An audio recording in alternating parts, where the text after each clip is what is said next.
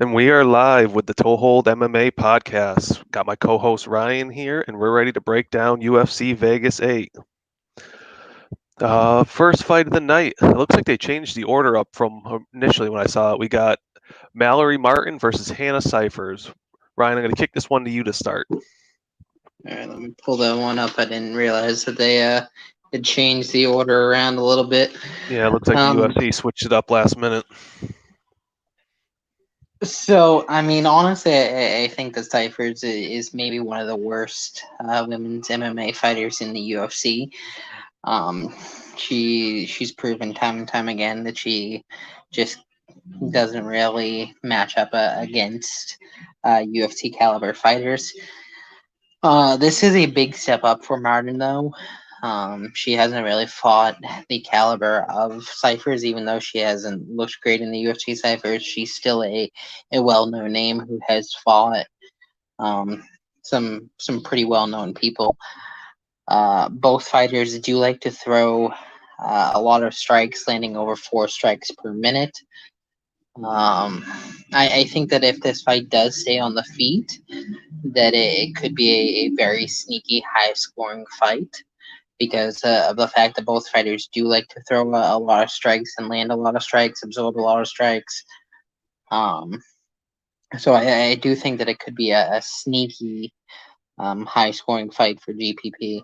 I do lean Martin just because, like I said, I don't think that Cyphers is UFC caliber, but most of her struggles have been via the submission. So if this fight can stay on the feet, which I tend to believe that it can because Martin isn't the best takedown fighter, then I think he has a little bit better chance than normal. Yeah, I mean, I pretty much agree with your breakdown for the most part. I mean, I think if Martin is able to get this down to the ground, I mean, she's more than likely going to submit Cyphers. Cyphers looks pretty like a fish out of water every time she's been taken down so far in the UFC. And the other thing that gets me a little nervous with Cyphers right now is that when she missed weight on weigh-ins. She weighed a pound over, and she looked terrible on the scales, like really bad. So I don't know what the reasoning for that is because she's a really small, for the division. She should probably be fighting at atom weight, which the UFC doesn't have. So I don't know if she just was a bad miscalculation, bad, having an injury. Who knows? I mean, she's fought like I think this is her third or fourth fight so far in 2020, which is a I lot of think it's fights. her fourth and her third in like the last 5 months or something like that. Yeah, and she's lost I think four out of her last five fights.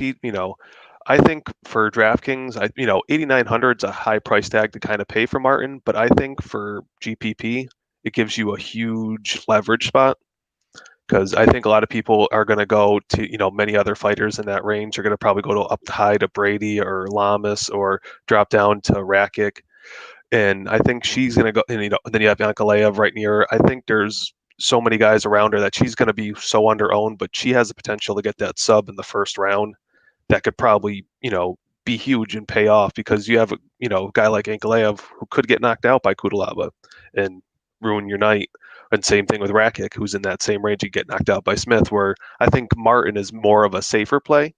I mean, she Right. does strike a ton. She can mix in the wrestling, and I think for her, I think that's a sneaky GPP play to get someone who's going to be fairly under owned. And but if it does, if she is not able to get that submission in the first or second round, like you said, it has a potential to just rack up a ton of strikes. They both throw near five significant strikes per minute, and I think like you said, could be a sneaky cash game play as well. Martin's a fine cash play, I think, but even Cyphers at her price, that can avoid the takedowns, could be a nice cash play as well. All right, next Yeah, fight of the night. absolutely. Next fight of the night, we got another women's fight. Polyana Viana versus Emily Whitmire. The mid-range fight, you got 8,200 for Whitmire and 8,000 for Viana, and this is such a weird and tricky fight for me. I can't. I've been flip flopping every day about this fight. Neither of them are very good fighters in general. They're both, you know, the type of people that get taken down and then somehow get you in an armbar or get you, they submit you from their back, or they're just not very good fighters.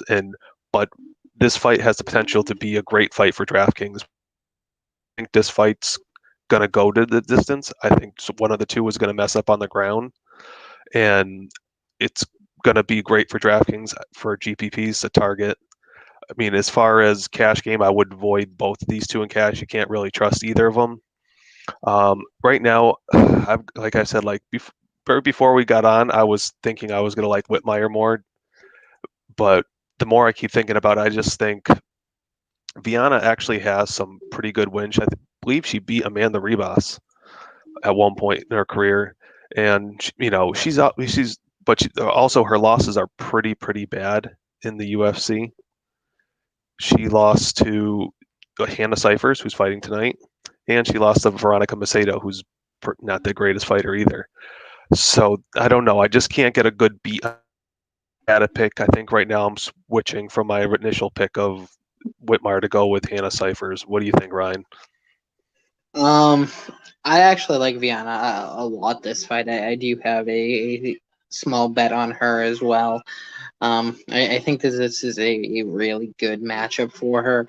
Whitmire has struggled against fighters who are good on the ground, which is what Viana is good with. Is getting the submission victory. She has 6 submission victories. Whitmire's 3 losses have all been via submission, all against good submission fighters. So I think that this is a matchup that the UFC gave Vienna to try to give her a chance to kind of redeem her name. When she first came up, she was a pretty well known name, and since then she has been on a little bit of a losing streak uh, in the UFC. So I think that this is a fight that the UFC gave her to, try to build that name back up a little bit. Um, Vienna uh, throws more than 4 strikes per minute, which is 1 strike per minute more than Whitmire does. So even if the fight does go to decision, I think that she'll land more significant strikes. That way she can win the fight via decision. But my prediction is that she gets the fight to the ground because neither of these fighters have very good takedown defense at all. So she gets the fight to the ground and submits Whitmire probably in the first or second round. Yeah, that was a good breakdown. I can't really, say much difference. Next fight of the night, we got Sean Brady versus Christian Aguilera. Sean Brady is 9,300. Christian Aguilera is 6,900. Ryan, throwing this one to you. What do you think? Um, I think that this line betting wise and DraftKings wise should be a lot closer than it is, honestly. Um, Brady is not really the type of fighter that has very good knockout power. He's only won 3 fights via knockout, um, which is what Aguilera struggles with mostly is his chin. Um, so I mean, I don't think from the tape that I saw that Brady is really the type of fighter that you have to worry too much with knockouts. Um, both fighters do like to throw a lot of strikes. Both fighters land over 5 strikes per minute, so that is always something that you do have to worry about with Aguilera, where he has had a weak chin in the past, but I struggle to think that Brady is worth that $9,300 price tag in the betting line that he is right now. I think it's just too close of a fight to go with that price point. I don't think that he should be that high. I do lean him, but don't feel confident enough to have him in many lineups. Yeah, I mean, as him as a play, he's probably I would say, my most confident play of the night. I feel like he's probably one of the safest ones to win overall on this card for the most part. I think he's got very good striking. Like you said, he throws almost 6 significant strikes per minute, and his opponent Aguilera is usually only good for that first round.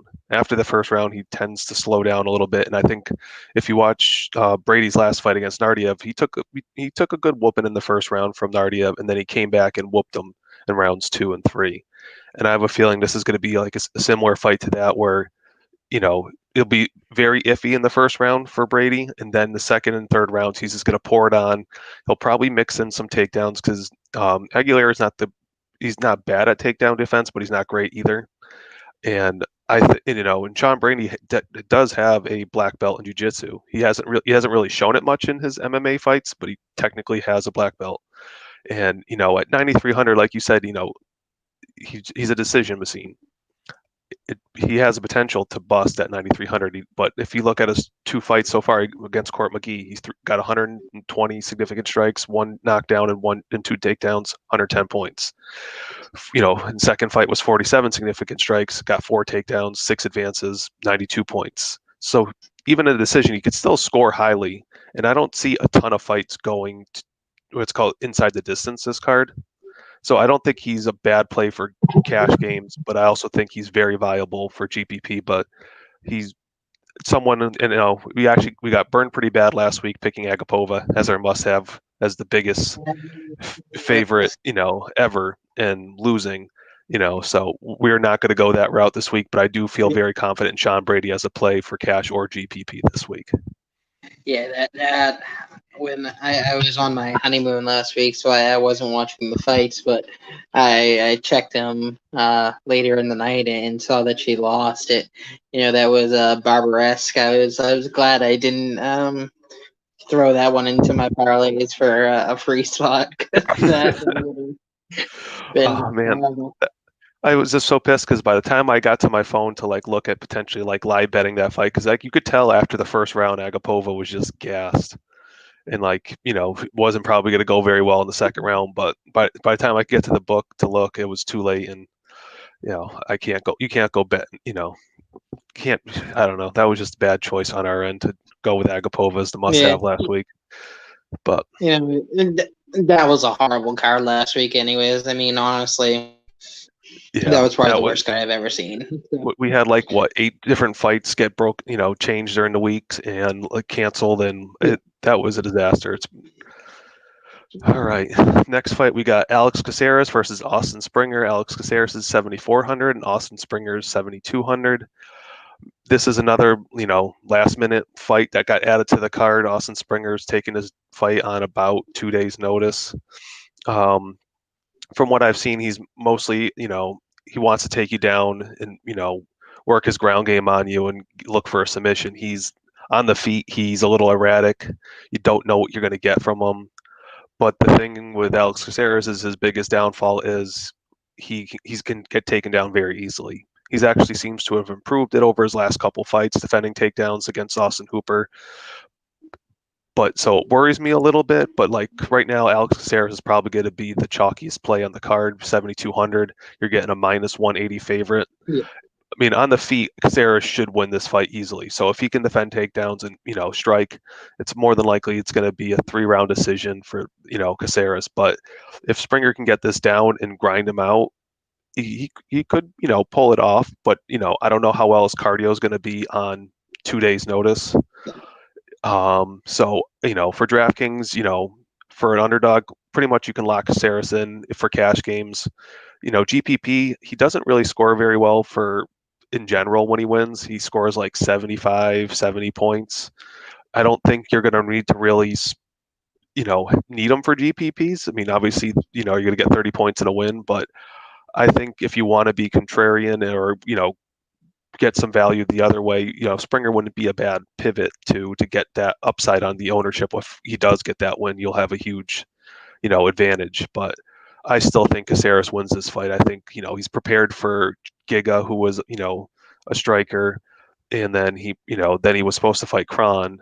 And then I don't even know if that really even happened or not. But overall, I think Alex Caceres wins this fight in a decision. What do you think, Ryan? Yeah, I agree. His last fight against Hooper, he showed pretty good takedown defense.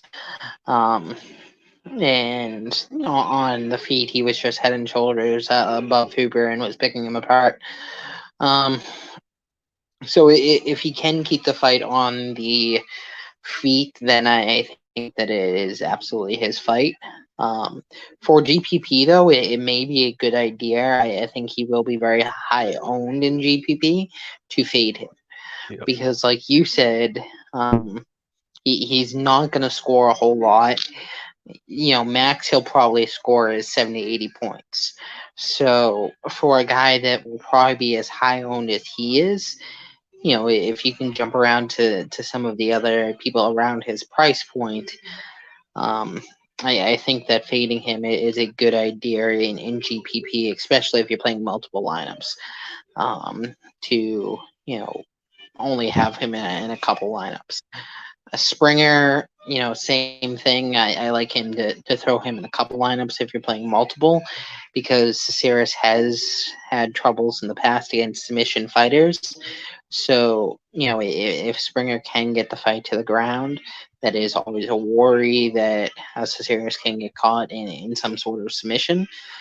Uh, so if you're playing multiple lineups, I definitely would have Springer on a couple of him because I don't think he's going to be very high owned. And he's that could very well put you in first place. Yeah, completely agree with you on that one. All right, next comes up a fight that I think for DraftKings overall, you could probably just fade this fight as a whole. But it's Alessio Di Rico versus Zach Cummings. What do you think on this one, Ryan? So I actually like Cummings a lot in this fight. Um, I don't think that this is a good matchup at all for D Cerricho. I do have a bet on Cummings as well. Um, I think that Cummings on the feet is just better. Di Chiricho has shown in the past that he leaves himself open to getting striking a lot um, in the tape that I saw. Well, on the feet. Um, so yeah, I do like Cummings a lot. I think that it will be low scoring unless Cummings can get the finish. Um, I question if it's a great DraftKings fight, but betting wise, I definitely like Cummings. Um, so yeah,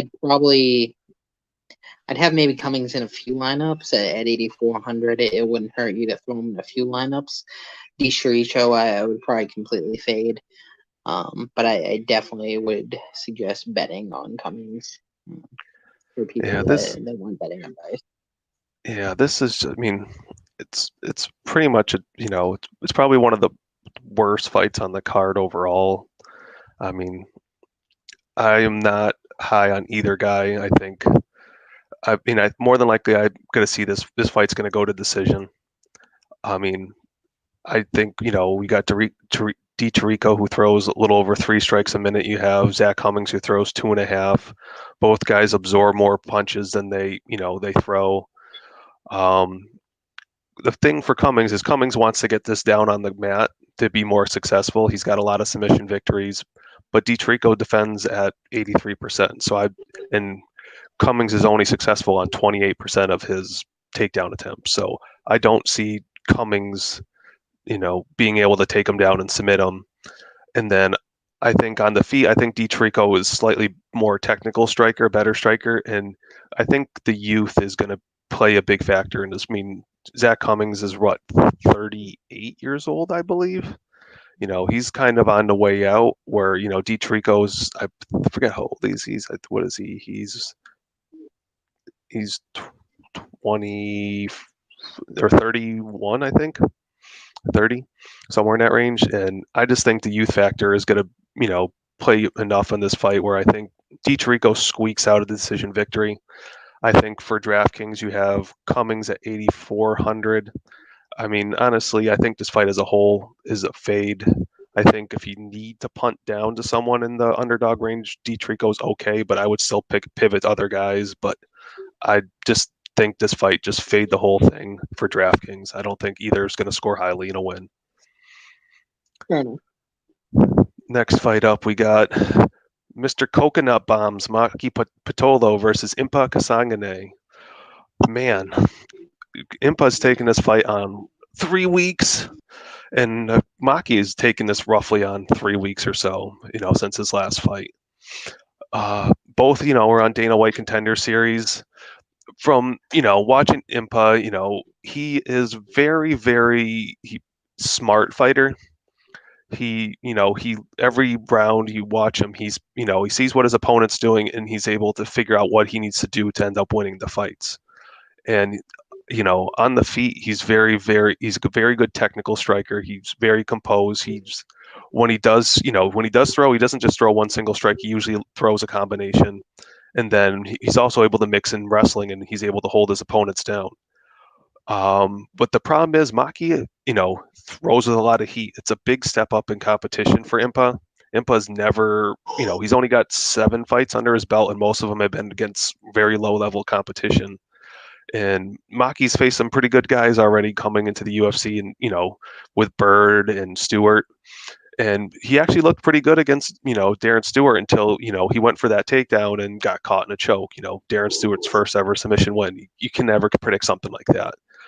I think if this fight stays on the feet, Maki's probably gonna I think gonna be strike well enough to win this fight. But if Impa gets it down, then he's more than likely gonna grind out a decision. I mean, right now I favor Maki. I think he's got the more experience. He's got almost 20 fights under his belt versus Impa's 7.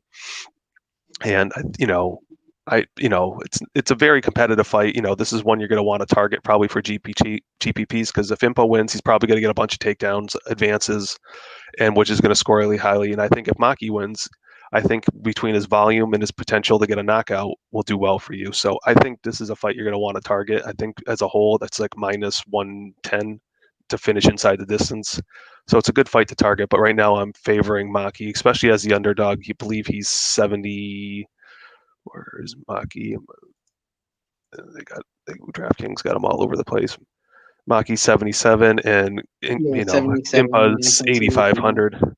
So I think as the DraftKings, I prefer Patolo more than Kasangane, but I think both guys are probably going to be fairly highly owned. What do you think, Ryan?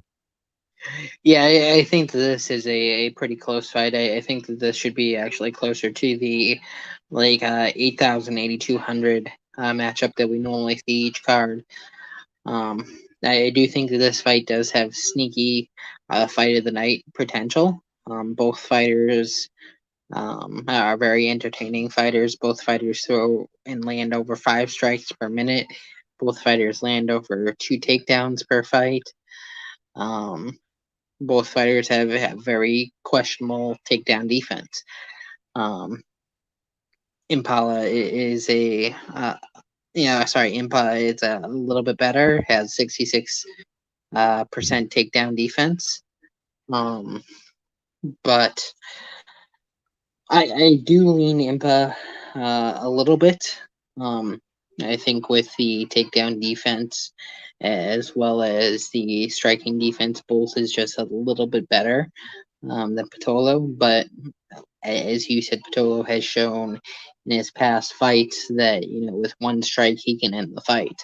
So you definitely have to worry about that a little bit. So I think for GPP, Patolo definitely is more than likely probably the better play, just due to his price point.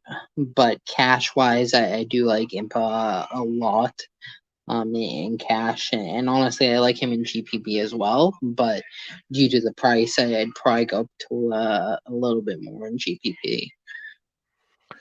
Yeah. All right. Next fight, we got a rematch of not too long ago. We got Ankalaev versus Kutalaba. Ryan, who do you got in this fight? I mean, like you said, it's a rematch. So we've seen time and time again rematches, especially when they happen this quickly, that normally there isn't much difference. But the one big difference is this one only took, it only lasted 38 seconds, and it was pretty controversial. But yeah, but I mean, they said the same thing about the Figueroa fight recently that his finish was controversial, and you saw him knock his opponent on his ass 3 times. Every time he hit him, he knocked him down. So Yeah. I mean, with fights rematches, normally we see that they go the same way, that they go that way for a reason. Now, yes, this one is a little bit different, like you said, how quickly it happened. Um, so they didn't have a whole lot of time to, kind of fight really. But at the end of the day, I do think Ankalaev wins this one again. I think that um, he just has a little bit better striking. And at the end of the day, he only eats 1.24 strikes per minute. So that is definitely something that is going to help him. Eating that few strikes per minute, if this fight does go longer, that's tough to compete with in the fact of Bela. Um, I don't know if he's worth his 9,000 price point, because with that price point, you basically do kind of need a finish. Um, but I do think that he wins this fight. Yeah, I mean, like I said, they only fought for 38 seconds, before the ref stopped the fight, which was kind of controversial. You know, I don't know why, Kudalaba was out there trying to rope a dope people, thinking he was not, in dazed and then swinging for the fences. But I just, overall, I think Ankalaev is the better technical striker. Yeah, like you said, he only absorbs a little over 1 strike per minute, and if he needs to, he can mix in wrestling. He doesn't do it a ton, but he has solid, work on the ground. He's able to hold his opponents down when he needs to, and he's got very good power. But if you look at his overall record, almost half of his wins have been by decision. And like you said, at $9,000, he needs that knockout. Or to rack up a ton of volume. And he's not a volume striker. He only throws a little over 3 strikes per minute, 3.5 almost. And the good thing is he's looked good in all of his fights so far in the UFC. The only downside was that Craig loss where he got submitted in the last seconds. That was his one little slip up in the third round. He got submitted by Craig. But other than that, he's been looking pretty dominant in every single fight. But then you got Kudalaba, who's just a monster. The guy swings for the fences, looking to take your head off. He knows he's never going to fight for a title. He's looking to put on some super entertaining fights. And he throws with volume and he throws with caution, but the problem is, he ends up putting himself in bad, places, and I just don't know. I just don't, I see merit to rostering Kudalaba at what I believe 7,200. 72, yeah. Yeah. I do see, in GPPs, I do see some merit to doing it. He's got high inside the, distance line. He could not get a knockout. He throws with a lot of power, but Ankalaev's never been knocked out. He's only been sub once. But it also, Kudalaba's only been knocked out. I mean, I'm not counting his last one as a knockout because he's still standing. He's only been knocked out, I believe, one other time, and that was due to illegal strikes. So that wasn't even him. That was he got, he threw illegal strikes. So he's never been knocked out. So I don't know if this fight's going to end in a decision like a lot of, or end in the inside the distance like a lot of people think. So I think, like you said, I think Ankalaev, you can have him for GPP. He has his upside. He could get a knockout, but I think honestly, I prefer Ankalaev to win the fight. But I think, DraftKings wise, I think you don't need to make this as a top priority if you're only making a few lineups. What do you think, Ryan? Do you think that's pretty true? Yeah, no, I agree, because I mean, well, he did finish him last fight, like you said, it was controversial. Um, so I think more than likely that this fight will at least go into the second round. Um, so yeah, I don't think that this is one that you have to highly target. I mean, if you're making multiple lineups, 20 plus lineups like I normally do, I'd probably have him on maybe 5 to 7. So, about 30% of my lineups maybe. But I probably wouldn't go higher than that. Yeah. All right. We got the next fight of the night. We got Ricardo Lamas versus Bill Algeo. You got Ricardo Lamas, who's been around the UFC for seems like forever. He's only 37 years old, 38 years old, like 38. And then you taking on Bill Algeo, who's roughly 30, 29.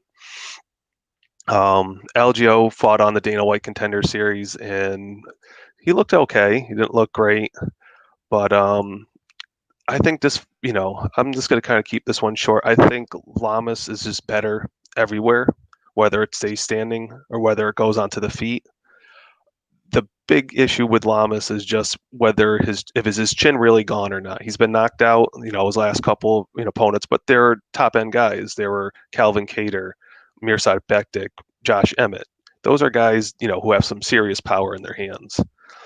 Um, and that's what worries me a little bit at his age. Is his chin completely gone, or is it just the competition that he's fought? But when I watch Bill Aljo, he's good. He's got decent striking, and he's a good ground game. But the thing is, I don't know. I feel like he's too robotic. He's not very quick, but he does things very well, and he's not a bad fighter. But I just don't know how he wins this fight outside of testing Lamas's chin and getting that knockout. I think on the ground, Lamas is going to be the better fighter or better, grappler, and I think standing, he's going to be the better technical striker. So I like Lamas a lot for GPP because when he does win, he ends up scoring very well. He averages, I want to say, like 95 points plus in GPPs. So sign me up for Lamas all day in this fight. What do you think, Ryan? Yeah, I'm the same exact way. If you're making multiple lineups, 20 plus lineups, I think put in Aljo in a couple of them. Not the worst play in the world because, like you have said, Lamas does not have the best chin in the world at all. Um, and Aljo does throw a lot of strikes. He lands over 10 strikes per minute. Now, granted, small sample size, but still lands more than 10 strikes per minute. Uh, he does eat more than 7 strikes per minute, though, so that definitely, is, I think, going to be his downfall in this fight. I think this is just too big of a step up for him too quickly. We're not talking about a small fight here. Lamas is a very well known fighter. He's fought some of the best. So I think that this is more than likely going to be a knockout finish for Lamas. Um, Lamas only absorbs 2.5 strikes per minute, so it's not like he absorbs too many. So when he does, it rocks him, but I think that he'll be able to do what he needs to do to finish Algio in this fight. At 9,200, I like him a good amount. Yeah. All right. Next fight of the night, we got probably one of my favorite fights to target for cash games. We got Ji Yeon Kim versus Alexa Grasso. What do you think on this one, Ryan?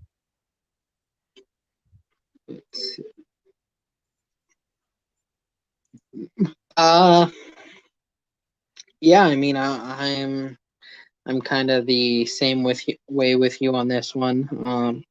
I do think that this fight is almost sure to go the distance, which is definitely a good thing. Both fighters do like to strike a good amount. I do think that I lean Grasso a good amount in this fight, honestly. Um, she lands over 5 strikes per minute. Kim absorbs 4.74 strikes per minute.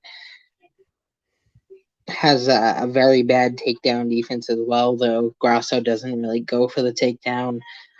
Kim only has a 40% takedown defense, so I think that you could see maybe Grasso get a takedown or two this fight as well.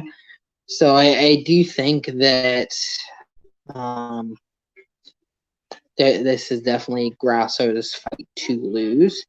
I don't know if she's worth her price point at 9,100 though. That is a pretty high price point for a fight that more than likely will go the distance.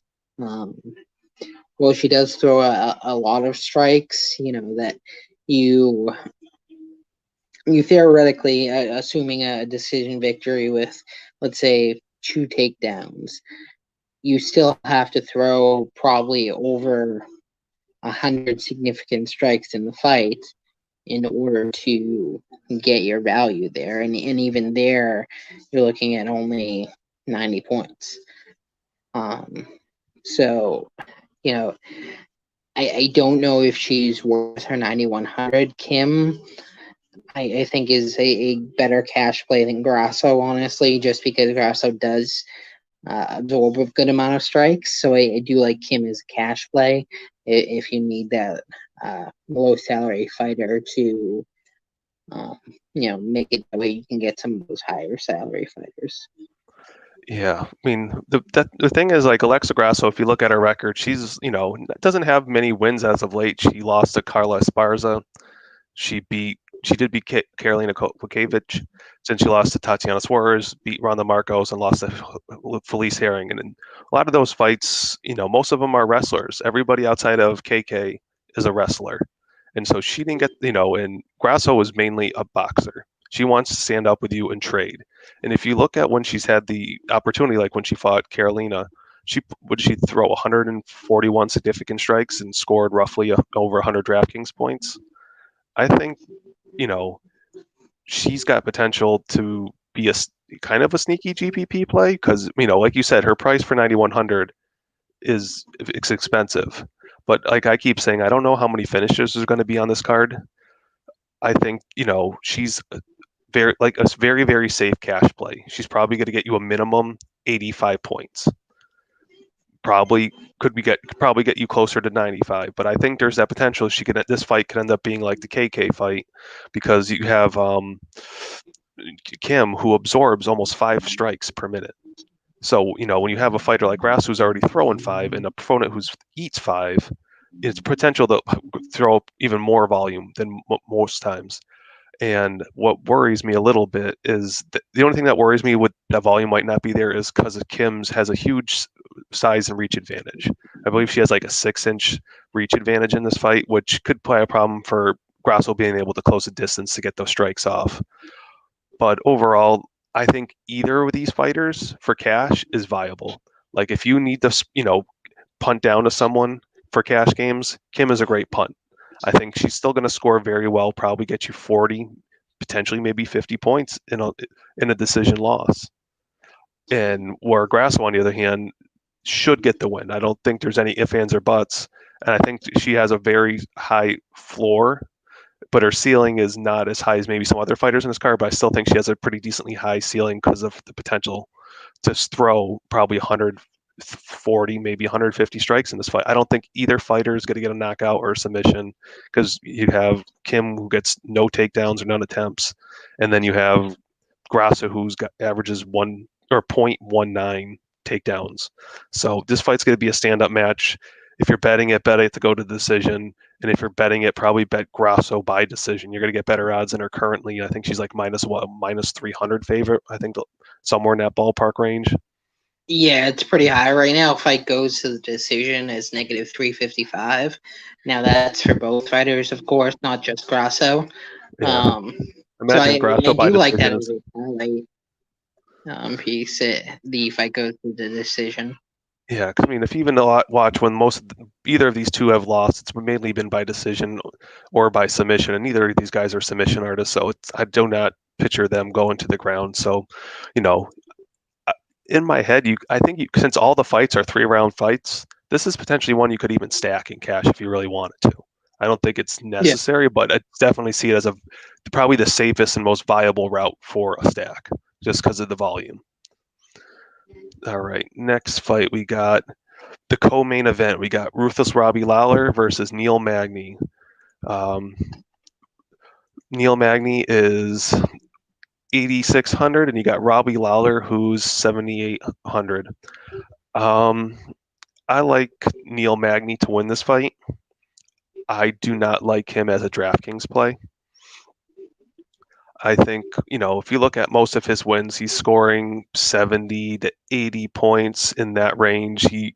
Most of the time he's using his length to get away from guys. He's just, point fighting with, from a distance, or he's getting in the clinch and working in the clinch with high knees in the clinch. He's not overly high volume.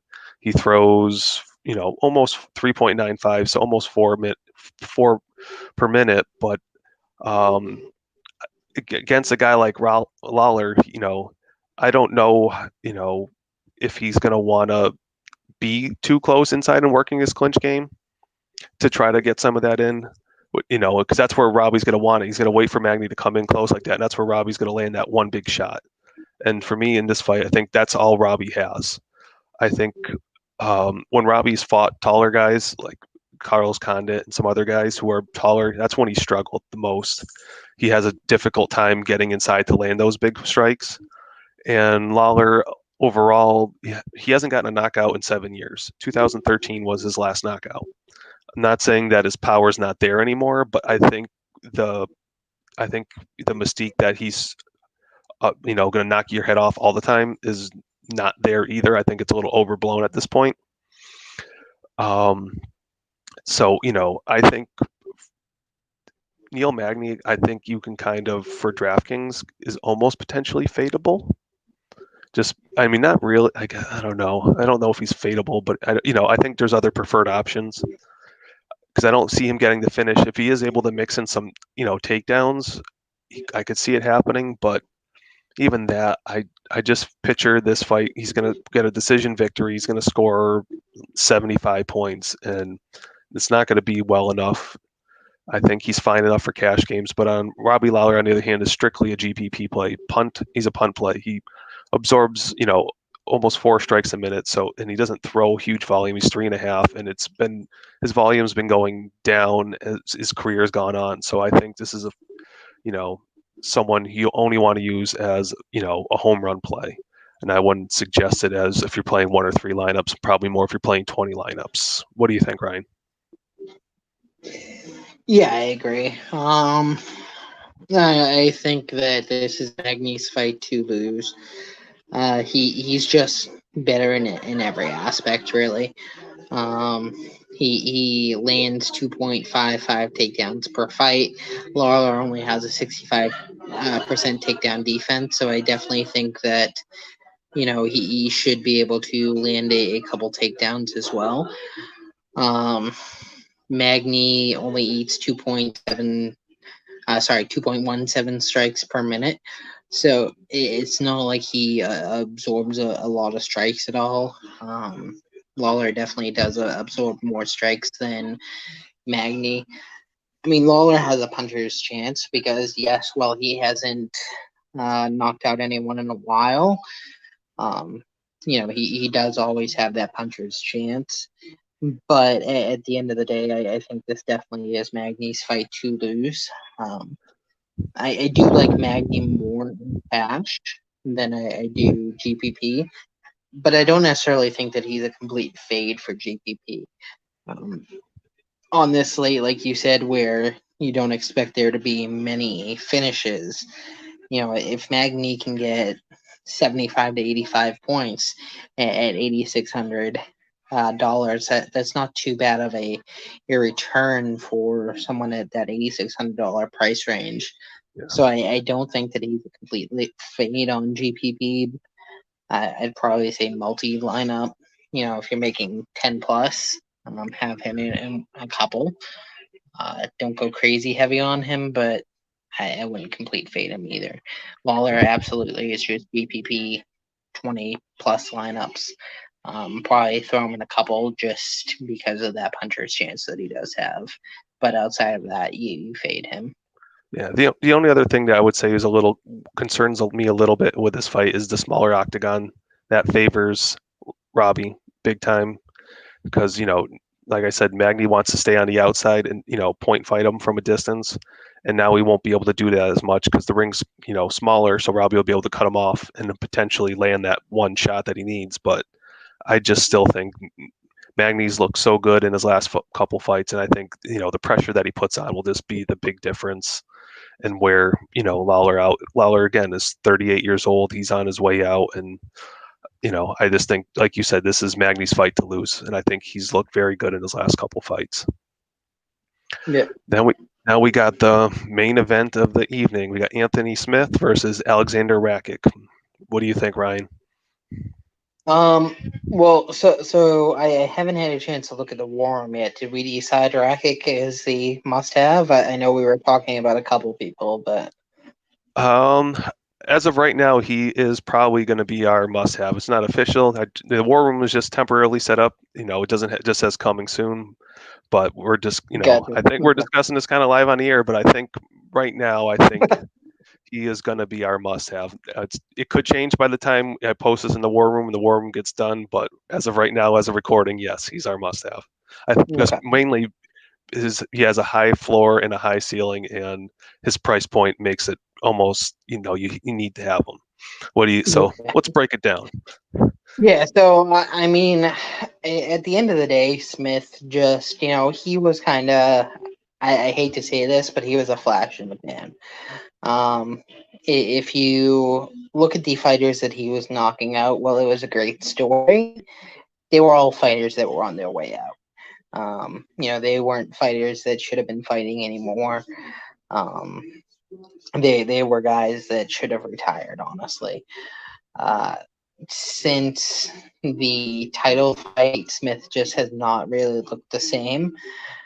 Um, and in his last fight, he looked absolutely horrible after like the second round. I do think that it helps him a little bit that this is only a 3-round fight instead of a 5-round fight, because after probably the second round, his stamina is completely gone. He's shown that in the past that he really can't go the distance.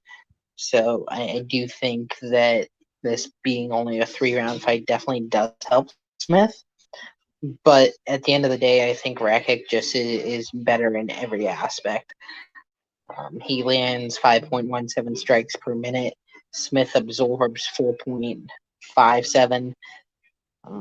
Rakic also can land the takedown. He lands 1.2 takedowns per fight, where Smith only has a 51% takedown defense. So I just think in every aspect of this fight, Rakic is the better fighter. I mean, this is a pretty big step up for him, but I think that it's one that he'll be able to succeed in and be able to get the finish probably in the second or third round. See, obviously, I think Rakic's going to win. He's not going to be our must-have. But the one thing I'm going to say I disagree on you is the being a 3-round fight. I think helps Rakic more than it does Smith. Rakic's I would say his biggest weakness is that he slows down each round. Where Anthony Smith, if you watch him, like when he fought Uzdemir, he caught him in a third-round submission. He fought against Gustafsson, where Gustafsson I thought was winning that fight, and what did he do? Catch him in the fourth round with a submission. He does fatigue, but he's one of those guys who he just somehow fights through it. Versus a lot of where other guys, when they fatigue, they're done. They can't do anything. Where he just somehow comes up with those Hail Mary plays. And like you said, Smith, when he was going on that streak of all those wins, he was beating a bunch of guys out of their prime. He was beating, Rashad Evans, Mauricio Ruha. He got lucky over Ozdemir. He was losing that fight until he caught that submission when Ozdemir died, gas in the third round. He fought an aging Lombard, Sanchez. Like these are all guys who are not very good fighters or were past their prime. And I don't think he's very good. I mean, Smith absorbs 4.5 strikes a minute. And then you got Rakic on the other hand who throws over 5 a minute, and Rakic only absorbs 2. And for Smith to win this fight, he's going to have to either like get a submission, which he's got very good sneaky BJJ. He doesn't have very good takedowns, but when he is on top, he's very good, and he's either looking for ground and pound or he's looking for that submission. But I think this fight's going to stay standing. I think Rakic's volume's going to be way too much. He's Rakic comes from a kickboxing background, and so I think his volume's gonna be too much. He's not gonna be able to hit Rakic, and I think Rakic is probably gonna put him out, hopefully in the first, if not the second. I think the later this fight goes, it's gonna get me a little worrisome. It's gonna kind of hopefully not be like the Agapova situation again, but I really do believe that Rakic is a nice play, especially at 8,700. I think if you're good, there's other plays like Brady, who I think is higher up at 9,300, who's probably, I would say, maybe a little bit safer, but at the same time too, he has the same ceiling as Rakic. They throw the same volume. They both can make mix and wrestling, and you're saving 500 DraftKings, which is huge. Not, I don't know, especially with this card where I don't see a ton of underdogs winning. That savings could come into play big time. But overall, I think Rakic is just the way better fighter. He's younger, he's improving, and Smith is also coming off that beating to Glover Teixeira, where he got beat up bad. I mean, that fight should have been stopped a round earlier. And coming back after 2 months after that beating is pretty worrisome. Yeah. So that gets me a little bit nervous, with that, and I think that's what's also going to lead to Rakic getting that knockout. So yeah, Alexander Rakic at 8,700, lock him into your lineups. But like I would say, I know he's our. I'm going to tell you. I'm going to talk out loud for a second. But when we say he's our must-have, that's person. If you're playing 1, 2, 3, 5, 10 lineups, you're probably going to want in a majority of them. If you're playing 20 lineups, 30 lineups, mass entering, yes, you can fade him and you can play some Anthony Smith. Not a ton, Yeah. but you can have exposure to him. So our subs out there, don't feel like if you're playing 20, 30, 40 lineups, don't feel like you have to have Rakic in every single one. Yes, Right.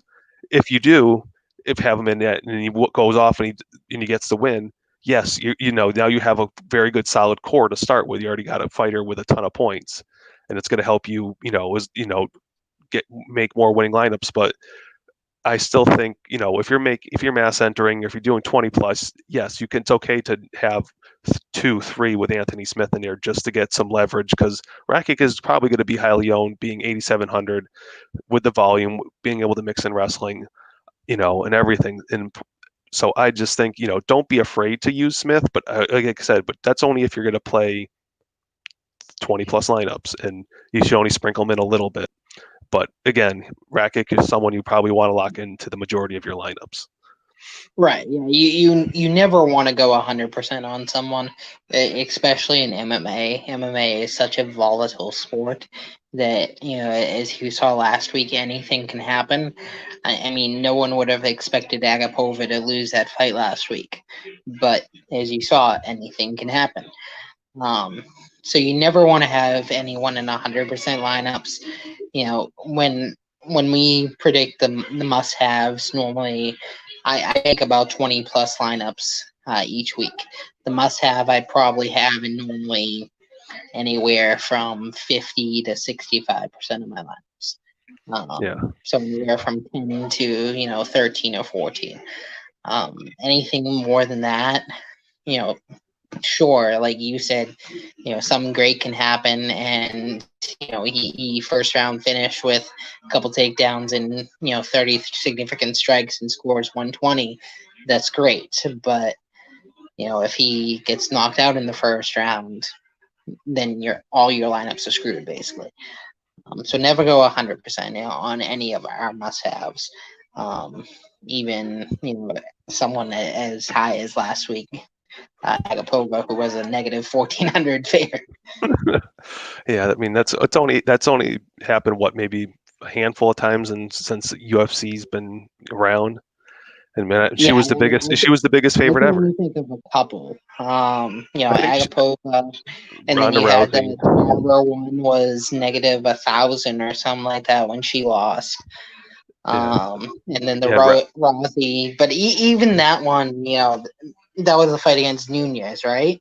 yeah, Yeah, which yeah, even that one, honestly shouldn't have been that big of a line difference, but Yeah, the only other one was when GSP fought Matt Serra. That was, I think, GSP went off as I think like a minus 800 or 900, and Matt Serra upset him for the belt.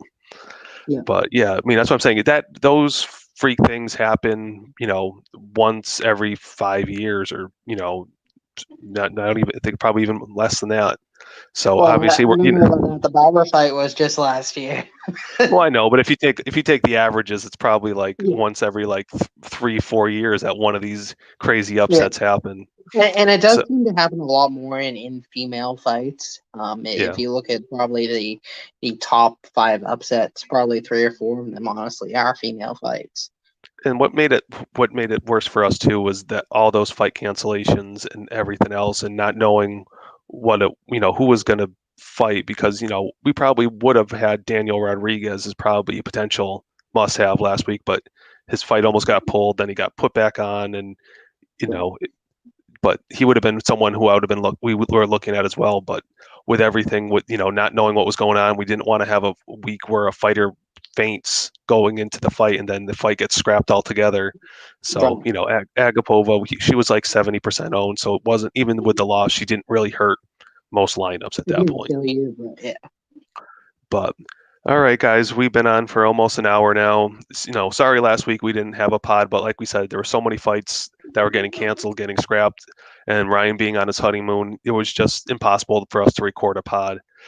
But I think, I'm going to talk to Ryan offline, but I think we might do a pod in the next week or two, just going over DraftKings strategies and what you should look for when you're looking for fighters, whether, takedowns, significant strikes, and other things that, if you want to start doing a little more research on your own, we'll try to help you and guide you in a direction on what to look for MMA from a DraftKings perspective. And then I'm going to be doing my Dana White Contender Series, every Tuesday, or I'm going to try to have them out Monday nights, but obviously they're on Tuesday night fights. So be on the lookout for that on this channel as well. And good luck to everybody this week, and we will see you next week. Yeah, Good let's luck. get that money, guys.